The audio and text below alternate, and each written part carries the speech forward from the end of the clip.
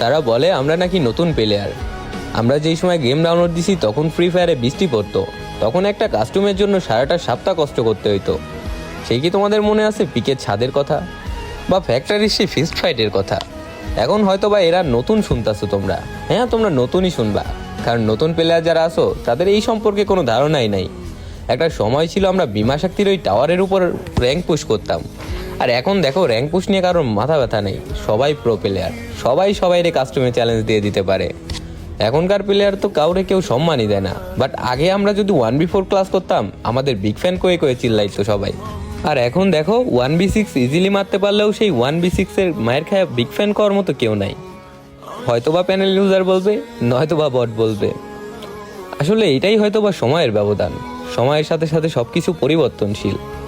হয়তোবা কোনো একদিন প্লে স্টোরের বুকে এই গেমটা থাকবে না, তবুও বলবো সারা জীবন এই গেমের প্রতি এক ফোঁটাও ভালোবাসা কমবে না।